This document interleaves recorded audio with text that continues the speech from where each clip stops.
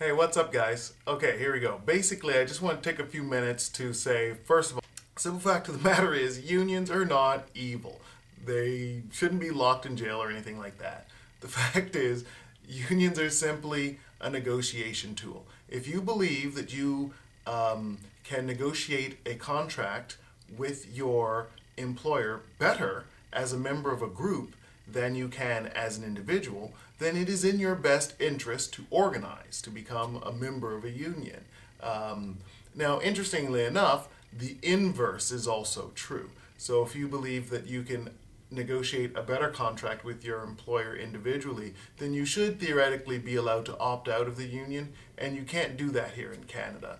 But that's not necessarily the fault of the union, that's the fault of the laws of Canada. So I guess if anyone should be clapped in chains, I guess it would be our members of parliament. But that's neither here nor there. The simple fact of the matter is unions are a tool. They're a system for negotiation.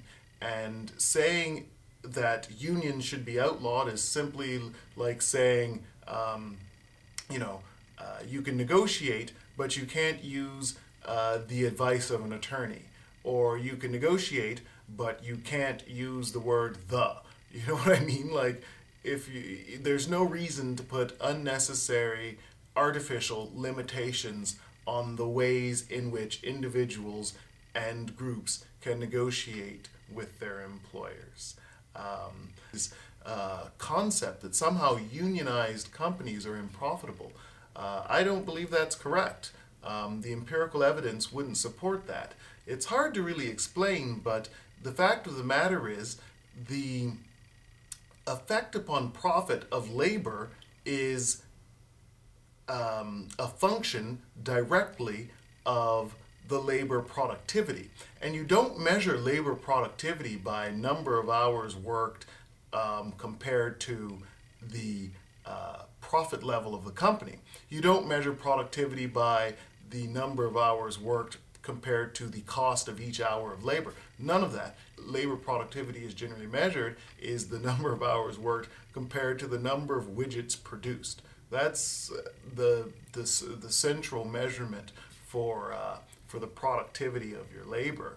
And generally speaking, the empirical evidence shows that organized companies, unionized companies, are equally productive as non-organized or unorganized or non-unionized companies. As a matter of fact, there are certain empirical studies that show that, in fact, unionized organizations are more profitable. For example, in certain sectors of the construction industry in the United States, they found that these unionized companies were more profitable, or more productive, correctly speaking.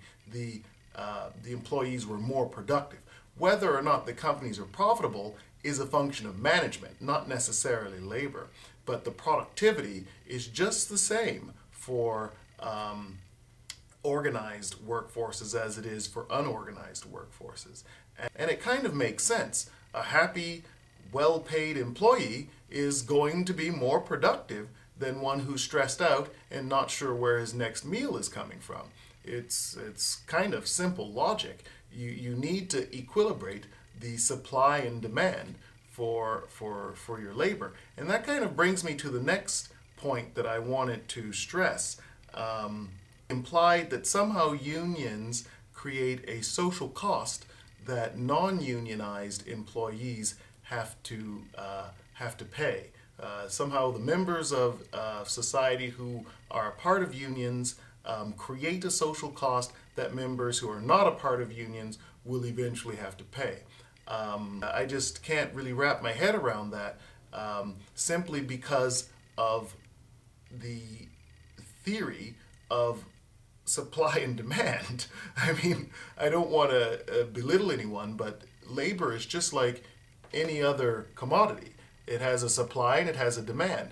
The difference with labor is the supply is provided by the common man and the demand is provided by corporation. So in that regard, it's reversed. But in every other respect, it's just like any other commodity. There's a supply, there's a demand. Where the two meet in the middle is your equilibrium, and that's the price you want to find. If you're providing, if your wage rate is below the equilibrium, then you're going to have situations like you see in the fast food industry in the United States, where employees are simply walking off the job and no one's there flipping burgers. They just leave. And you know, a lot of these employees are actually, as they go out to demonstrate and march in front of their stores with pickets and placards and this and that, they're losing their jobs. The employer will say goodbye, never come back, you're done here. And that doesn't stop them. The fact of the matter is they'd rather lose their job than work for such pennies. And that goes to show that, in fact, the supply and demand are not in equilibrium, that wage rate is just too low. It's just that simple. That it's all about supply and demand. Now, I can't really conceive of an occasion where equilibrating supply and demand for any commodity, including labor, will actually cause social costs. In fact, equilibrating supply and demand eliminates social costs, because when you have people walking off the job, the people who suffer, well, first of all, the employee is going to suffer because he's not going to earn any wages. When they're marching with their placards in front of the store, they're not in the store earning a wage that day. They're essentially making no money, especially if they're not organized. And the employer is going to lose because there's no one selling his hamburgers. So, you know, he's not going to be earning his profit that day. And then the customer who's standing in line waiting for a hamburger, he's also going to lose out because, well, he's not going to get to eat because no one's cooking his food. So you can see there's a lot of social cost caused by the fact that that labor market is not in supply and that labor market is not in equilibrium. And the fact that it's not in equilibrium is causing social cost. If they were able to organize, negotiate a rate that was fair in their eyes and the eyes of their employer, then they would get to their equilibrium, and a lot of those social costs would actually be mitigated. Now, there are certain examples where you can have an organized workforce that does, shall we say, extort higher wages from the employer. And generally speaking, you'll see this in public sector employees. I think a perfect example of this is firefighting. The way this happens, the way it's possible for this to be theoretically doable, is because the demand for these sorts of labor is so inelastic, as in it doesn't change with wage. And firefighters is a perfect example of that, because you're going to want a certain level of firefighting no matter what, you're going to want a certain level of firefighting no matter what the wage for those firefighters may be. So if the population of city is X, then the number of firefighters you're going to need to keep that city safe is going to be Y. And you're going to want that Y level of firefighters no matter how, how much the wage is. They could be charging pennies to be a firefighter, and you'll say, okay, well, I've got Y level of firefighters. I don't need any more. I'm not hiring any more firefighters. I don't care if you work for free. I've got the number I need. The rest of you are unnecessary, sort of deal. You only want Y. And by the same token, if they were charging millions upon millions of dollars to be a firefighter, you would say, well, I guess I'm going to pay it. I've got X population. I need Y firefighters. I'm going to cough up the money. It's that simple to keep the people safe.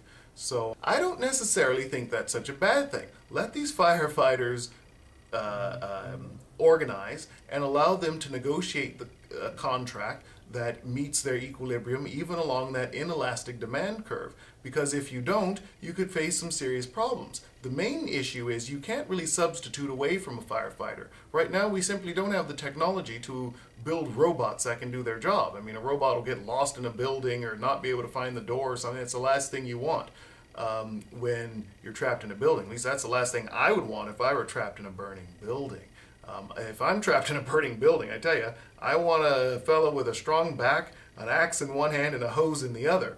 And that's about as simple as that. And quite frankly, I want that fellow to be to be pretty handsomely paid. I want him to be happy with his job, and I want him to move into that, into that building with a sense of pride and a sense of alacrity. I mean, I'm trapped in there. I'd like someone who knows what they're doing and who's proud and happy to do it. So you're going to need to train and pay these people handsomely, or we're all going to die in burning buildings.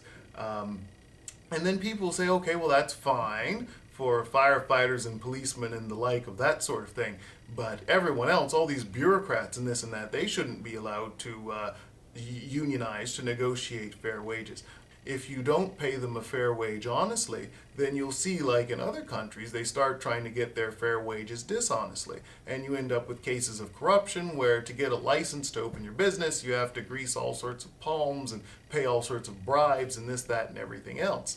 And that causes a whole different slew of problems. You end up with nepotism, and you end up with lack of competition, and when you don't have competition, the economy can't work properly. You don't get pockets of inflation, and prices don't compete themselves down properly. You know, it's a real mess. So it's best to keep your your bureaucracy properly paid as well.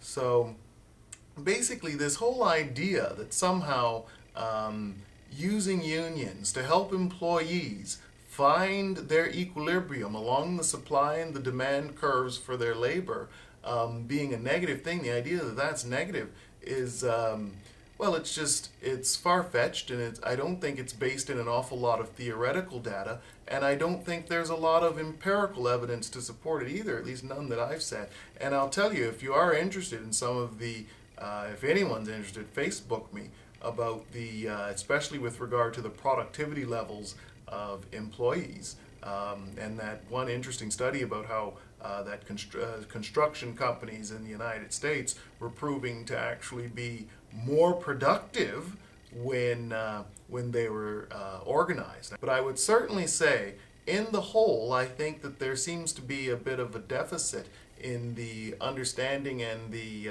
let's call it the understanding and the let's call it